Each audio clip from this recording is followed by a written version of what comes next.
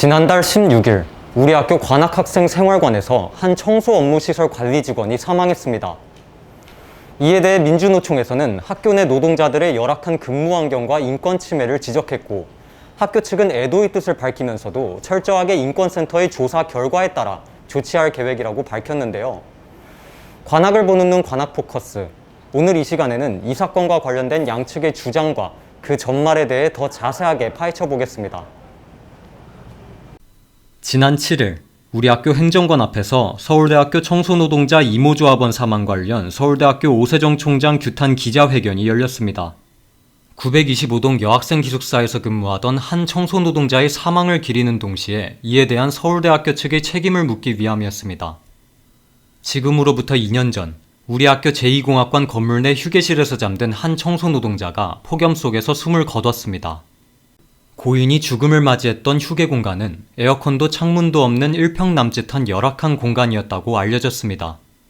때문에 작년 8월 10일 우리 학교 행정관 앞에서는 서울대학교 청소노동자 사망 1주기를 추모하는 노동자 학생 공동집회가 열려 비정규직 없는 서울대 만들기 공동행동 등 총 14개 단체가 모여 청소노동자 사망 1주기를 추모하고 불평등과 차별, 비정규직 없는 서울대학교를 만들 것을 촉구했습니다. 그들은 청소노동자의 죽음을 사회적 죽음으로 정의하고 사람들이 행동에 나설 때라고 주장했습니다.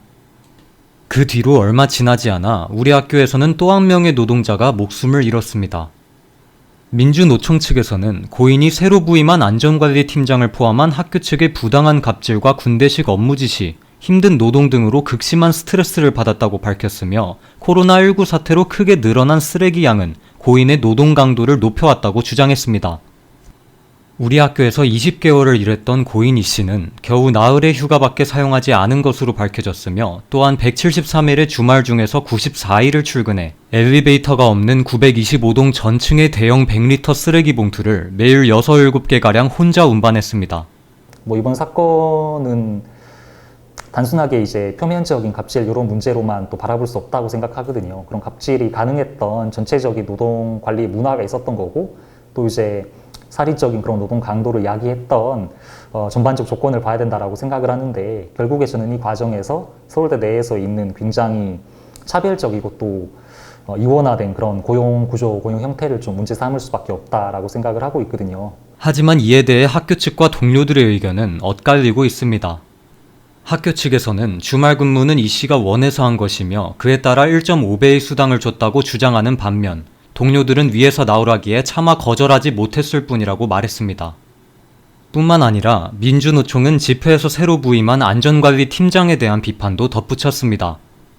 군대식 업무 지시를 내렸던 것은 물론 청소노동자 회의를 만들어 볼펜 혹은 수첩 등을 들고 오지 않을 경우 감점하겠다며 협박했으며 청소노동자들에게 시험을 강요했다고 주장했습니다.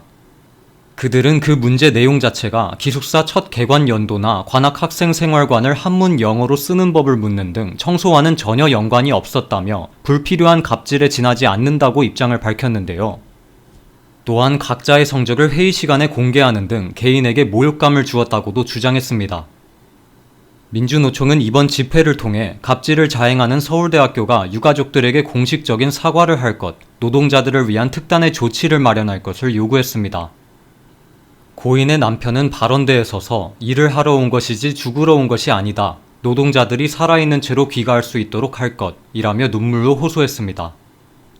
이후 비서공 및 민주노총은 서울대 기숙사 청소노동자 사망사건에 대한 진상규명과 올바른 대응을 촉구하는 시민사회 서명운동을 진행했습니다.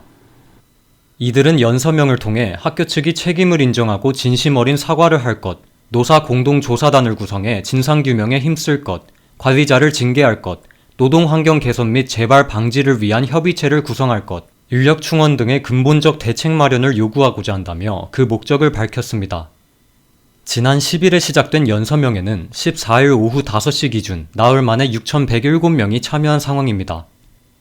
학내 곳곳에는 추모 공간이 설치되기도 했습니다. 비서공, 학내 비정규직의 소리를 전하는 학생 모임 빗소리 등 5개 단체가 총 3곳에 마련했는데요.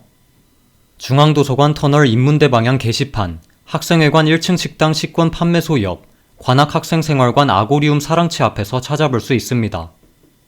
뿐만 아니라 2년 전 사망한 청소노동자를 기리기 위해 302동 지하 휴게실 앞에도 별도의 추모 공간을 설치했습니다. 저희는 이번 사건을 같이 대응함에 있어서 학생분들께서 좀 굉장히 많이 도와주시고 또 함께 해주셔서 정말 감사드린다는 말씀 먼저 드리고 싶고요. 온라인이든 오프라인이든 간에 많은 학생들이 또 추모에 목소리를 모아주셨고 또 이런 사건이 재발 방지가 되기 위해서는 학교가 책임지는 진상규명 필요하고 또 노동자 처우 개선 필요하다라는 목소리를 좀 많이 내주셨던 것 같아요. 자신이 다니는 학교에 대해서 이런 일이 일어난다는 게 굉장히 유감스럽고, 그래서 뭐 여러 가지 입장문이나 기사 같은 거를 보면은 뭐 그 기숙사 관리하는 그 기관이랑 중앙본부 측이랑 어느 정도 업무상의 단절 같은 게 있어서 이런 일들이 발생했을 때 책임 소재가 명확해지지 않는 경우가 있는 것 같더라고요. 학교 측에서는 좀 더 명확한 책임을 질 수 있도록 구조적인 변화를 꾀하고 또 학생들도 평소에 더 많이 관심을 가져야 될 것 같습니다. 반면 몇몇 청소 노동자들은 집회에서 주장된 것과 사뭇 다른 이야기를 내놓았습니다. 그들은 안전관리팀장이 새로 부임한 이후에서야 미화팀이 제대로 된 회의실에서 회의하게 됐다거나 개인 명패를 만들어주는 등 서울대 교직원으로서 대우받는 느낌을 주었다고 말했는데요. 또한 그가 볼펜 수첩을 갖고 오지 않으면 감점하겠다고 협박한 것은 사실 평가 시스템 자체가 없어 의미가 없었으며 오히려 갖고 오지 않은 사람들에게 나눠주기까지 했다며 민주노총의 입장과는 반대되는 증언을 하기도 했습니다. 서은영 학생부처장은 현재 학교가 사실관계 파악 및 조치를 위해 학내인권센터에 조사를 의뢰한 상황이며 집회에서 문제의 온상 중 하나로 지적됐던 관악생활관 안전관리팀장은 직무 배제된 상태라고 밝혔습니다.